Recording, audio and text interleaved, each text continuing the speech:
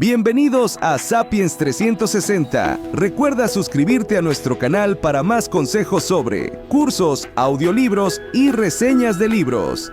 Dale like si te gusta el video de hoy, compártelo y comenta. ¡Empezamos! El año de 1866 quedó marcado por un acontecimiento extraño. Un fenómeno inexplicado e inexplicable que seguramente nadie haya olvidado. Sin hablar de los rumores que agitaban a las poblaciones de los puertos y excitaban la mente del público continental, la gente de mar lo vivió con especial emoción. Los negociantes, armadores, capitanes de navío, patrones y maestres de Europa y América, los oficiales de marina de todos los países y después de ellos, los gobiernos de los diversos estados de ambos continentes, se preocuparon vivamente por este suceso. En efecto, desde hacía algún tiempo, varios navíos se habían encontrado en alta mar con algo enorme, un objeto largo, fusiforme, a veces fosforescente, infinitamente mayor y más rápido que una ballena. Los hechos relativos a esta aparición, consignados en diversos diarios de a bordo, coincidían con bastante exactitud sobre la estructura del objeto o el ser en cuestión, su insólita velocidad de movimientos, la potencia sorprendente de sus desplazamientos y la singular vida que parecía animarlo. Si era un cetáceo, superaba en tamaño a todos los que la ciencia había clasificado hasta entonces. Ni Cuvier, ni Lacépède, ni Dumeril, ni Quatrefages hubiesen admitido la existencia de un monstruo semejante a menos que lo hubieran visto con sus propios ojos de sabios. De aceptar el promedio de las observaciones realizadas en diversas ocasiones, descartando las tímidas estimaciones que asignaban a dicho objeto una longitud de 200 pies y rechazando las opiniones exageradas que hablaban de 1000 pies de ancho y 3000 de largo, se podía afirmar que aquel ser extraordinario, si en verdad existía, superaba ampliamente las medidas admitidas hasta la fecha por los ictiólogos. Pero aquello existía, era innegable, y dada la atracción que siente el cerebro humano por lo maravilloso, se comprenderá la emoción suscitada en el mundo entero por esta aparición sobrenatural. No se la podía relegar a la categoría de mera fábula. En efecto, el 20 de julio de 1866, el vapor Governor Higginson, de la Calcutta and Burnach Steam Navigation Company, se había encontrado con aquella masa moviente a 5 millas al este de las costas de Australia. Al principio, el capitán Baker se creyó ante un escollo desconocido. Se disponía incluso a fijar su posición exacta cuando 2 columnas de agua, proyectadas por el inexplicable objeto, se elevaron silbando en el aire a 150 pies de altura. De modo que, a menos que aquel escollo estuviese sometido a las expansiones intermitentes de un geyser, el Governor Higginson se hallaba indudablemente frente a un mamífero acuático desconocido hasta entonces, que expulsaba chorros de agua por sus espiráculos mezclados con aire y vapor.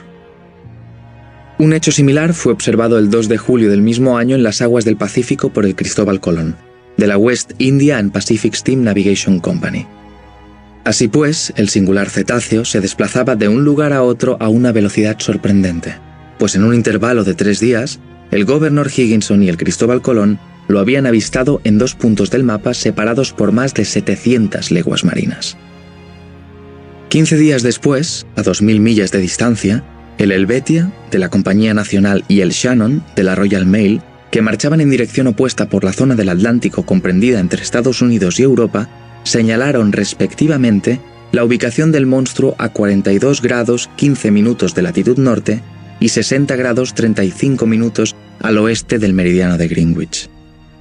En esta observación simultánea, se creyó poder calcular la longitud mínima del mamífero en más de 350 pies ingleses, puesto que el Shannon y el Helvetia eran más pequeños que él, pese a medir 100 metros de proa a popa. Y sin embargo, las ballenas más grandes, las que frecuentan los parajes de las islas Aleutianas, la Kula Mac y la Umgulik, jamás han superado los 56 metros de largo si es que los han alcanzado. Los informes que llegaban cada vez con más frecuencia, nuevos avistamientos realizados a bordo del transatlántico L'Empereur, un choque entre el Etna, de la compañía Iceman, y el monstruo, un atestado redactado por los oficiales de la fragata francesa la Normandie, una información muy fiable obtenida por el Estado Mayor del Comodoro Fitzjames a bordo del Lord Clyde, conmocionaron profundamente a la opinión pública. En los países de humor ligero, se tomó el fenómeno a broma, pero en los países graves y prácticos como Inglaterra, Estados Unidos y Alemania, suscitó una gran preocupación. El monstruo se puso de moda en los grandes centros de reunión, se le cantó en los cafés, fue ridiculizado en los periódicos y representado en los teatros. Los diarios sensacionalistas vieron en él una buena ocasión para dar rienda suelta a elucubraciones de todo tipo. A falta de una imagen, volvieron a aparecer en los diarios todos los seres imaginarios y gigantescos, desde la ballena blanca, la terrible Moby Dick de las regiones hiperbóreas, hasta el descomunal Kraken, cuyos tentáculos pueden enlazar un buque de 500 toneladas y arrastrarlo a los abismos del océano. Incluso se reprodujeron las crónicas de la antigüedad, las opiniones de Aristóteles y Plinio que admitían la existencia de estos monstruos, las historias noruegas del obispo Pontoppidan, las relaciones de Paul Hegde y por último los informes de Harrington, de cuya buena fe no puede dudarse cuando afirma haber visto, yendo a bordo del Castellan en 1857, la enorme serpiente que hasta entonces solo había frecuentado los mares del antiguo Constitucional. Estalló entonces una polémica interminable entre los crédulos y los incrédulos en las sociedades y en las revistas científicas. La cuestión del monstruo encendió los ánimos. Los periodistas que se declaraban partidarios de la ciencia frente a los que propugnaban el ingenio hicieron correr ríos de tinta durante esta memorable campaña, y hasta algunas gotas de sangre, pues de la serpiente de mar pasaron a los insultos y a los ataques personales. Durante 6 meses la guerra continuó con suerte diversa. La prensa popular replicaba con elocuencia inagotable a los sesudos artículos del Instituto Geográfico de Brasil, de la Academia Real de las Ciencias de Berlín, de la Asociación Británica, del Instituto Smithsoniano de Washington, a los debates de The Indian Archipiélago, de Cosmos del Abad Muaño, de los Mittelungen de Petermann y a las crónicas científicas de los grandes periódicos de Francia y del extranjero. Sus ingeniosos redactores, parodiando una frase de Linneo citada por los detractores del monstruo, afirmaron que la naturaleza no engendra tontos, y exhortaron a sus lectores a no desmentir a la naturaleza admitiendo la existencia de los krakens, las serpientes de mar, las Moby Dicks y otras elucubraciones de marinos delirantes. Finalmente, como remate, en un artículo de cierto diario satírico muy temido, su redactor más popular arremetió contra el monstruo y, como Hipólito, le asestó el golpe de gracia y acabó con él entre la carcajada general. El ingenio había vencido a la ciencia. Durante los primeros meses de 1867, la cuestión pareció quedar enterrada, y no tenía avisos de resucitar cuando se hicieron públicos nuevos acontecimientos. Ya no se trataba de un problema científico que resolver, sino de un peligro serio, real, que era preciso evitar. La cuestión tomó otro cariz. El monstruo se convirtió de nuevo en islote, roca, escollo, pero un escollo huidizo, indeterminable, incomprensible. El 5 de marzo de 1867, el Moravian, de la Montreal Ocean Company, que esa noche se hallaba a 27 grados 30 minutos de latitud y a 72 grados 15 minutos de longitud, chocó por estribor contra una roca que no constaba en ninguna carta marina.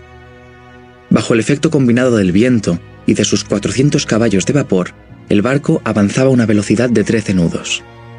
No hay duda de que de no ser por la extraordinaria calidad de su armazón, el Moravian se hubiese partido por el choque y se habría hundido con los 237 pasajeros que transportaba desde Canadá. El accidente ocurrió hacia las 5 de la mañana, cuando empezaba a despuntar el alba. Los oficiales de guardia corrieron a popa y examinaron el océano con la más escrupulosa atención. No vieron nada, a excepción de un fuerte remolino que burbujeaba a 3 cables de distancia, como si las aguas hubiesen sido batidas con violencia.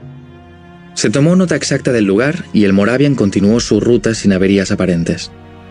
¿Había chocado con un arrecife o con algún enorme barco naufragado? No se pudo averiguar, pero una vez examinado su casco en el muelle, hubo que admitir que tenía rota una parte de la quilla. Este hecho, extremadamente grave de por sí, quizás se habría olvidado como tantos otros si 3 semanas después no se hubiera reproducido en idénticas circunstancias.